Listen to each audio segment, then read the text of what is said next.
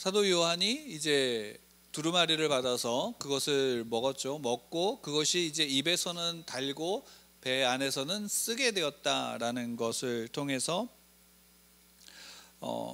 이제 성도의 삶이 그 안에서 이제 상징적으로 나타나는 것은, 성도의 삶은 이 땅 가운데서 어떻게 본다면 하나님과 함께하는 은혜와 구원을 누리고 하나님의 나라를 누리지만, 그와 동시에 또한 이 땅에서는 하나님의 백성들을 향한, 자녀들을 향한 핍박과 환난이 있다라는 것을 보여주고 있습니다. 그래서 그것을 11장 1절과 2절에서 우리가 지난주에 봤듯이 측량되어진 성소와 또 측량되어지지 않은 성소 바깥이 이방인들로 말미암아 짓밟혀지는 그것을 통해서 우리에게 보여주었습니다. 그러니까 3절 이하부터는 이제 두 증인에 대한 이야기가 이제 본격적으로 시작되어지는데, 먼저 우리가 이제 전제해야 될 것은, 이것은 두 증인이라는 것이 어떤 이 시대나 또 어떤 시대의 한 사람을 지칭하는 것이 아니라, 말 그대로 요한계시록은 그 시대의 성도들, 모든 교회들한테 주어진 것이고, 또한 그것이 성경으로서 오늘날 또는 앞으로 이제 우리의 뒤로 올 모든 세대들에게도 동일하게 주어진 것은, 이것이 단순하게 어떤 한 세력, 한 사람이 아닌 모든 교회들을 지칭하는 것이다라는 사실을 우리가 먼저 알아야 됩니다. 그러니까 요한계시록에서 나오는 대상들이 마치 이제 어떤 한 사람이 자기가 이와 같다라고 말한다면, 그것은 다 어떻게 받아들이면 되냐면 이단이라고 생각하시면 됩니다. 잘못된 거짓 가르침이다라고 생각하시면 되고, 그 안에서 무엇보다도 우리가 이제 이 두 증인이 어떠한 존재고 또 정체성이 무엇인지에 대한 부분들을 11장에서 이제 3절 이하에서 그것을 우리에게 잘 이야기해 주고 있습니다. 먼저는 3절에서 보면 내가 두 증인에게 권세를 주리니 라고 되어져 있습니다. 그러니까 두 증인이다 라고 나오는데, 그럼 왜 두 명일까요? 여러분 한번 생각해 보시면 왜 두 명일까 라는 사실을 우리가 좀 생각해 볼 필요가 있습니다. 그러니까 예수님께서도 70명의 제자들을 파송해서 이제 전도의 일을, 복음을 전하는 사역들을 감당하게 할 때 몇 명씩 파송했나요? 2명씩 보내셨죠.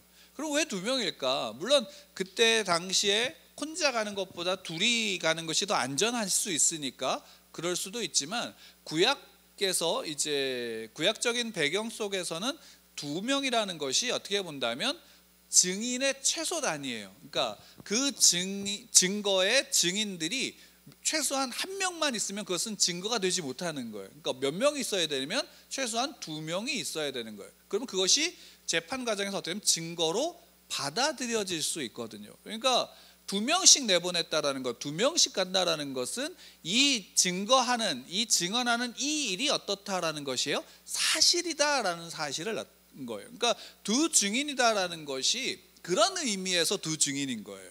그러니까 이 땅에서 이 시대에 이 복음을 전하는 사람이 2명이 온전하게 전하는 두 증인이 있다라고 말하는 그것이 아니라, 그 두 증인은 결국 복음을 전하는 것이 사실, 이 증언하고 말하는 것이 사실이다라는 그 사실을 이제 2명의 증인이 증거하고 있는 것이다라고 보면 되는 것이고, 그렇기 때문에 이 두 증인은 결국 예수님께서 제자들을 파송해서 복음을 전하게 하셨을 때에, 예수님께서 그 복음을 전하는 그들과 함께 하심으로 그들이 그 복음을 전할 때에 이 복음이 사실이다라는 것을 믿지 않으면 증인이 될 수 있어요, 없어요? 없는 거죠. 그러니까 이 복음이 실제이고 이 복음이 사실이다라는 사실을 믿는 자들이 나가서 이 복음을 전하는 것이에요. 그러면 예수를 나의 그리스도로 구주로 영접한 자들, 그 하나님의 자녀된 자들은 당연히, 그 자녀된 자들이 모인 교회는 당연히 이 증언하는 모든 일에 함께하는 존재일까요? 아니면 그와 방관하는 존재일까요? 함께하는 존재들이에요. 그들의 삶이 복음이고 그들의 존재가 복음이어야 되는 거고 증거여야 된다라는 사실입니다. 그렇기 때문에 그리고 이 두 증인에게 뭐가 주어지면 권세를 준다라는 거예요. 근데 재밌는 것은 뭐냐면 그들이 굵은 베옷을 입고라는 거예요. 베옷을 언제 입나요? 성경에서 슬프고 애통한 일이 있을 때 베옷을 입죠. 그러니까 이게 이제 아까 요한이 두루마리를 먹고 입에서는 달지만 배에서는 어떻게 됐다? 썼다라는 사실이, 이것이 단순하게 우리가 복음을 전하니까 우리에게 모든 것이 주어져야 된다라는 사실로 이해가 된다면 굵은 배옷이라는 말이 들어갈 수가 없죠. 왜냐하면 그 다음에 어떻게 나오냐면 1260일을 예언하리라 라고 되어져 있어요. 그러니까 1260일을 예언한다라는 것은 그 앞에서 42달 동안 짓밟힌다라는 것에 같은 숫자이죠. 그러니까 42달에 30을 곱하면, 한 달에 30일을 기준으로 했을 때 그것을 곱하면 1260일이 되는데, 그러니까 같은 기간인 거예요. 이거는 별도로 짓밟히는 기간 따로 있고 증언하는 기간이 따로 있는 게 아니라 이것은 같이 있는 거예요. 그러니까 성도들이 복음을 증거할 때, 복음을 증거하는 동시에 그 복음을 증거하는 성도들에게, 하나님의 자녀들에게는 어떤 일이 있냐면 그들을 향한 핍박과 환난이 동시에 있다라는 사실인 거예요. 그럼 여러분도 한번 생각해 보시면, 우리가 핍박과 환난 가운데서 복음을 증거한다라는 것이 우리의 삶의 모든 것들이 다 주어지고 행복하고 완벽하게 세팅되어진 상태에서 내가 복음을 전하는 것과 차이가 어떻게 하냐면 있을까요, 없을까요? 세상에서 볼 때는 모든 것이 주어졌을 때 복음을 전하는 것보다 내가 환난과 핍박 속에서도 그 믿음으로 나아가는 삶 속에서 복음이 증거되는 것을 통해서 뭐냐면 저 사람은 진짜 하나님의 사람이구나 라는 사실을 보는 거예요. 구약 성경을 통해서, 모든 성경을 통해서 보세요. 언제 그들이 하나님의 사람이다라는 인정을 받나요? 모든 것이 다 완벽했을 때, 모든 것이 주어졌을 때인가요? 아니면 그들의 삶이 환난 속에서도 믿음을 지키고 나아갔을 때 하나님의 손이 그들 가운데 역사하는 것을 보므로 그들은 어떻게 했어요? 저는 진짜 하나님의 사람이다. 실제로 예수님이 십자가에서 못 박혀서 고난 가운데서 죽임을 당하신 다음에 그 옆에 있던 백부장이 어떻게 했냐면 저는 하나님의 아들이다 라고 인정을 하게 되어지는 거죠. 그러니까 우리가 복음을 전한다는 사실은, 하나님의 사람으로서, 자녀로서 복음을 전한다는 사실은 이러한 아이러니가 있는 거예요. 그러니까 하나님의 자녀들은 복을 받아요. 복을 받았어요. 그리고 그 복 가운데 살아가요. 근데 동시에 뭐가 있냐면 환난도 있다라는 사실이에요. 그러면 그 환난이 있다라는 것이 우리가 전하는 증언이 가짜라는 증거가 되는 것이 아니라 오히려 온전하게 그 믿음으로 살아가는 성도들의 삶은 당연히 그와 복음의 영광과 함께 뭐가 다가오는 거냐면 핍박과 환난이 함께 있다라는 사실이 증거가 돼요. 근데 여기서 이제 한 가지 재미있는 것은 이 두 증인이 누구냐라는 부분을 4절에서 우리에게 이제 상징적으로 이야기를 해주고 있는데, 4절 말씀을 함께 좀 읽을까요? 4절 말씀 함께 시작. 그들은 이 땅에 주 앞에 서 있는 두 감람나무와 두 촛대니. 여기 이제 두 감람나무와 두 촛대가 나와요. 이 두 촛대는 이제 1장에서 보면 그 7촛대가 나오죠. 하나님의 7영이 나오고, 그리고 그와 함께 나오는 게 뭐냐면 7교회에 대한 이제 말씀이 전해지고 있어요. 그러니까 여기에서 촛대는 어떻게 본다면 교회들, 성도들을 이야기하는 거죠. 다만 그때는 7교회를 향한 말씀을 통해서 모든 교회에게 전한 말씀이니까 7촛대라는 말을 사용하는 것이고, 여기는 두 증인을 통해서 교회를 상징하고 있으니까 두 촛대로서 그것을 이야기를 하는 부분이다라는 사실을 우리는 좀 알 필요가 있고, 또 하나는 뭐냐면 두 감람나무예요. 두 감람나무는 누굴까요? 두 감람나무. 왜 여기서 갑자기 두 감람나무가 나왔을까요? 스가랴서 4장에서 보면 이제 그 예언 속에 두 감람나무가 3절에서 두 감람나무의 이야기가 나와요. 그리고 4장 그 14절 같은 이제 장 14절에서 보면 이 두 감람나무가 누구인지에 대해서 이제 그것을 풀어주고 있는데, 스가랴서에서 이 두 감람나무는 누구냐면 왕과 제사장을 가르쳐요. 왜냐하면 거기에 뭐라고 얘기하냐면 기름 부음을 받은 자들이다라고 나오는데, 여러분 기름 부음을 받은 자들이 우리가 보통 이제 성경에서 세 부류로 이야기를 하죠. 왕과 제사장과 선지자로 이야기를 하는데, 이제 스가랴서에서는 스가랴가 지금 선지자로서 선지자의 역할을 하고 있으니까 나머지 둘은 누구예요? 기름 부음 받은 자들이 왕과 제사장이에요. 그럼 그때 당시에 왕과 제사장은 누구를 지칭하는 거냐면 스룹바벨과 그와 함께하는 제사장 여호수아예요. 왜냐하면 스룹바벨이 이제 무너진 성전을 다시금 재건하는 사람이고, 또 여호수아가 제사장 여호수아가 함께 하고 있거든요. 그러니까 성전을 재건할 때 주축으로 함께하는 하나님의 뜻을 이루는 사람이 누구냐면 이 둘이에요. 그러니까 그 시대에, 성전이 무너진 시대에 그 무너진 성전을 다시금 세워 나가면서 그 하나님의 복음과 하나님의 뜻을 이루어가는 이들을 이야기하는데, 그러면 두 증인이 이 두 감람나무다라고 얘기하는 것은 뭐냐면 동시에 바로 이 증인이 그들과 같은 역할을 하는 거예요. 지금 이 시대에 예수 그리스도가 이제 이 땅에 오심으로 다시 십자가에 죽으시고 하늘로 올라가 승천하신 이후 다음에 하나님의 심판은 그때부터 언제까지냐면 재림하시는 그때까지란 말이에요. 그럼 그 시간 동안 이 두 증인이 이 죄악으로 점철된 이 세상 속에서 바로 그 복음을, 하나님의 나라를 전하는 사람들인 거예요. 그럼 그들은 당연히 이 증언을 하고 있고 이 복음을 증거하는 자들이다라는 사실. 왜?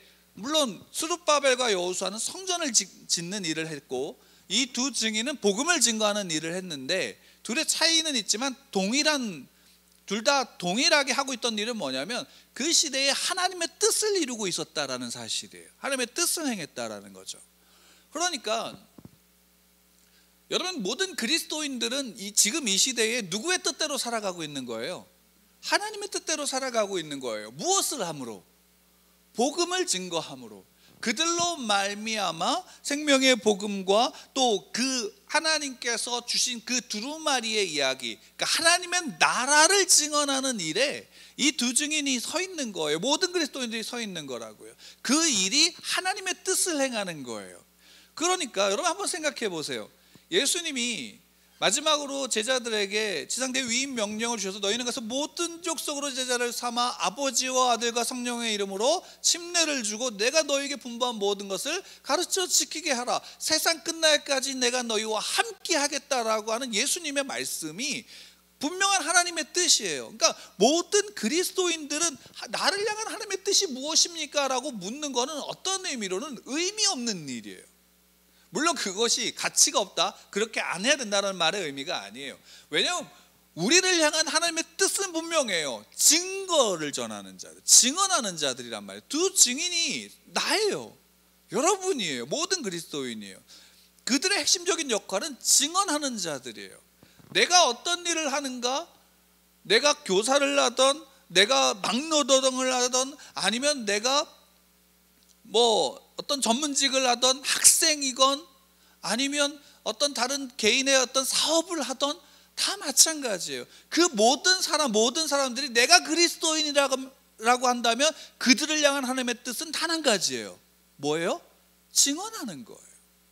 예수 그리스도를 증언하는 거예요. 그거 외에는 없어요. 그러면 그 일을 행할 때 권세가 주어져요. 어떤 권세일까요? 두 감람나무의 직업이 뭐예요? 직업을 합시다. 직분이 뭐예요? 왕, 제사장이에요. 두 층이는 왕이에요. 제사장이에요. 너희는 왕 같은 제사장이다. 베드로전서 2장 9절에 사도 베드로가 이야기한 바로 그 이야기가 마찬가지예요. 왕이면서 왕과 같은 제사장의 역할을 하는 것이 모든 성도들이에요. 선지자의 역할을 하는 게 성도들이라고요. 이 시대의 선지자의 직분을 공식적으로 너는 선지자야라고 할 수 있는 이들은 없어요. 왠지 아세요? 모두가 선지자이기 때문이에요. 무엇을 하는 일에서? 주의 복음을 증언하는 일에 대해서는 선지자예요. 왜? 그 선지적인 역할 중에서 뭐가 이루어져요? 그 다음에 5절 이하에서 보면 그 선지적인 역할은 동시에 무엇을 이야기하냐면 심판을 이야기하기 때문이에요. 여러분 여기 이제 5절 6절에서 보면 그 내용들을 보면 이 두 증인을 누구와 지금 비교하고 이제 누구로 함께 평행적으로 보고 있냐면 선지자예요. 여러분 불하고 관계되어 있는 선지자가 누굴까요? 불. 여기 5절에 보면 입에서 불이 나와서 원수들 삼켜버릴 것이다라고 얘기하고 있어요. 그 불하고 가장 대표적인 선지자는 엘리야죠. 엘리야. 그러니까 엘리야는 먼저는 그 열왕기하 1장에서 보면 엘리야를 찾아오는 그 아시아인가 그때 왕의 사람들이 있어요. 근데 그 아시아가 당시에 바알세보에게 가서 신탁을 받으려는 거예요. 어떤 거냐면 자기의 생명이 이제 어떻게 되는지에 대한 신탁을 받으려고 거기로 가는데 엘리야가 나타나서 야, 넌 이 나라에는 이스라엘은 하나님이 없어서 그거 우상에게 가서 너가 신탁을 받으려고 하냐라고 하니까 그 신하들이 그 엘리야를 그 아시아의 죽음을 이야기한 엘리야를 죽이려고 와요. 2번이나 왔다. 다 어떻게 했어요? 그들이 하늘에서 불이 내려서 그래서 다 죽었죠. 그러니까 그런 일들이 벌어지는 거예요. 그리고 또 하나는 그 5절 이하에서 보면 6절에서 보면 그들이 권능을 가지고 하늘을 닫아 예언하는 날 동안 비가 오지 못하게 한다라는 거죠. 비가 오지 못하게 한다. 아합과 함께 대적할 때, 아합이 우상을 숭배할 때 엘리야가 그 우상 숭배하는 아합에게 이야기할 때 3년 동안 어떻게 했어요? 뭐가 안 내렸어요? 비가 내리지 않았죠. 그러니까 그 엘리야의 모습과 같이 이 땅에서 이 심판의 모든 시기 속에 모든 그리스도인들은 하나님의 뜻 가운데서 복음을 전하고 그 복음의 증거자로서 이 땅에 서 있을 때 하나님의 권세가 그들에게 있죠. 왜? 그들을 향한 심판이 뭐예요? 하나님의 불이 그들에게 임하는 거예요. 근데 더 놀라운 건 뭐냐면 그들의 입에서 불이 나왔다라는 거예요. 예수님께서 이 땅을 심판하실 때 그 입에서 심판의 검이 나오신 것과 같이 그들이 복음을 증거하는 그 증거가, 그러니까 여러분 여기서 우리가 오해하지 말아야 될 게 이거예요. 우리가 권세가 있고 능력이 있어서 우리가 예를 들어서 대적하는 자들, 우리를 대적하는 자들을 향해서 너는 저주받을 거야 그러면 그 우리 입에서 불이 나가고 그들을 해한다라는 말이 아니에요. 우리의 권세는 뭐에 있어요? 말씀에 있는 거예요. 복음에 있는 거예요. 내가 하나님의 나라를 살아가고 있다라고 하는 그 증언에 있는 거예요. 그것이 우리의 권세예요. 그것이 없으면 우리에게 아무리 놀라운 은사의 어떤 능력이 있다 하더라도 그것은 하나님의 권세와 하나님의 능력이 아닌 거예요. 우리의 권세는 온전한 복음을 증거하는 것에 있어요. 그러면 여기에서 분명한 건 이거죠. 복음을 증거하는 일, 스룹바벨이 무너진 성전을 그 제사장 여호수아와 함께 개축할 때에 그들에게 어떤 능력이 있어서 그것을 했을까요? 아니에요.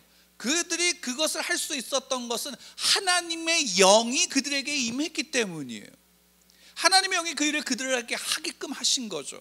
오늘날 우리도 마찬가지예요. 우리가 우리의 어떤 환경적인 것들로 우리가 복음을 전하는 것에 제한이 되어지는 게 아니라 우리가 복음을 증언하는 일에 제한될 수 있는 것은 이 땅에서 어떤 것도 없어요. 왜? 하나님의 영이 우리 안에 거하시면서 우리에게 그 일을 행할 수 있도록 우리를 독려하시고 우리에게 힘과 용기를 주시며 또한 하나님은 우리에게 그 권세를 행할 수 있는 권세를 주셨어요. 왕과 제사장과 선지자의 일들을 감당할 수 있도록. 왜? 구약에서 그들이 하나님의 뜻을 행하는 자들이었으니까. 하나님의 뜻을 통해서 그 땅에 하나님의 복음, 하나님의 나라를 증언하는 자들이었으니까요. 그 사실이 우리가 이 땅에서 내가 누구인가, 두 증인, 교회, 성도가 누구인가에 대한 부분을 분명하게 알 필요가 있어요. 그러니까 3절부터 6절은 그 성도의 정체성을 이야기해 주는 거예요. 근데 여기 재밌는 거는 뭐냐면 그 다음에 6절 이제 하반절에 보면 이렇게 했어요. 권능을 가지고 물을 피로 변하게 하고 아무 때든지 원하는 대로 여러 가지 재앙으로 땅을 치리로다. 물을 피로 변하게 하는 사람이 또 누구 있죠? 모세가 있죠. 모세가 첫 번째 재앙이 물이 피로 변하는 재앙이에요. 근데 여기서 그것만 이야기하는 게 아니라 원하는 대로 여러 가지 재앙으로 땅을 치리로다 라고 되어져 있어요. 그러니까 모세가 하나님이 그 10가지 재앙을 행할 수 있는 권세를 누구에게 주냐면 모세에게 주었죠. 그러니까 모세는 그 당시에 애굽을 향해서 어떤 일을 행하냐면 하나님의 심판을 전하는 자가 된 거예요. 이스라엘 백성들을 구원하기 위해서. 여러분, 이 땅에서 여러분 그리스도인들이 존재하는 이유 중에 하나가 이거예요. 그리스도인들이 존재하는 것은 이 땅에서 그 구원을 선포하는 일, 은혜를 선언하는 일도 기독교인들, 그리스도인들이 행하는 일이지만, 동시에 하나님을 믿지 않는 자들을 향한 심판이 동시에 모든 성도들로부터 어떻게 되는 거예요? 선포되어지는 거예요. 선포되어지는 거예요. 여러분, 자연이 파괴되어져 가고 그 파괴된 자연을 통해서 나타나는 재앙들이 하나님의 심판이다 라고 말할 수 있죠. 그러나 실제로 이 땅에서의 심판의 증거는 다른 누구가 아니라 여러분이에요. 여러분들이 심판의 증거예요. 여러분들이 구원의 증거라고요. 노아가 그 홍수가 임할 때 하나님이 노아를 통해서 방주를 짓게 하셨죠. 그리고 그 방주를 탄 자들은 살지만 타지 못한 자들은 어떻게 돼요? 다 심판을 당했죠. 근데 실제로 그 노아가 방주를 지을 때 그와 노아와 아내와 그 자녀들, 자부들, 그 며느리들 외에는 아무도 방주에 타지 않았어요. 그 나머지 모든 온 땅에 있는 모든 생물들은 어떻게 됐어요? 사람들은 심판 가운데 죽임을 당했죠. 방주에 들어간 짐승들만, 육지의 짐승들도 다 어떻게 된 거예요? 죽은 거예요. 그 방주 안에 있었던 동물들만 살아남은 거죠. 우리가 그와 같다라는 사실을 말한다면 여러분 어떡하겠어요? 여러분들이 구원의 방주예요. 여러분들이 구원의 방주라고요. 방주가 있다면 방주와 함께 뭐도 있어야 돼요? 심판도 있는 거죠. 예수님이 재림하시는 그날까지는 우리는 그러한 존재예요. 우리의 정체성이 뭐냐라고 말한다면, 기독교인들, 그리스도인들의 정체성은 여기에서 이야기하는 건 두 증인이에요. 증인으로서의 역할이 하나님의 뜻이에요. 그 증인이 저와 여러분들이고, 그것은 변하지 않아요. 그것 때문에 우리는 왕과 같은 제사장의 역할을 하는 거예요. 우리 베드로전서 2장 9절을 함께 좀 찾아볼까요? 함께 좀 읽어보도록 하겠습니다. 자세히 한번 그 말씀을 우리가 좀 보도록 할게요. 베드로전서 2장 9절 찾으셨으면 한 목소리로 함께 읽겠습니다. 시작.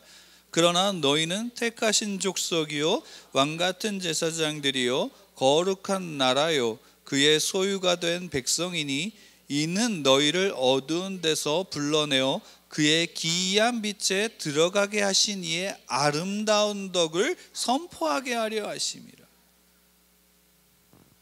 아름다운 덕을 선포하게 하는 것, 이것이 여러분입니다. 여러분의 삶에 위로가 된다면 이 영광 가운데 여러분들이 있다라는 겁니다. 여러분들 새 힘을 얻으십시오. 하나님의 이 아름다운 덕, 예수의 또 이 아름다운 덕, 달리 얘기한다면 하나님의 나라를 선포하는 겁니다.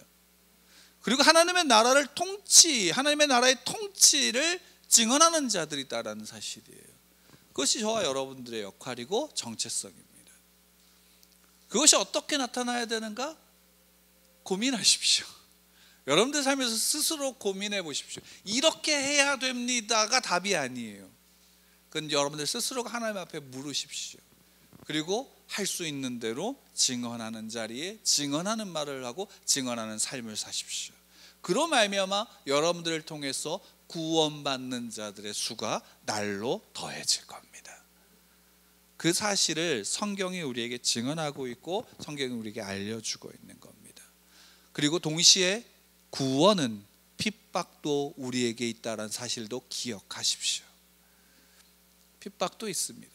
그 핍박은 여러분들을 향한 게 아니다는 사실도 기억하십시오. 우리를 대적하는 게 아니라 하나님을 대적하는 거예요. 그게 세상입니다.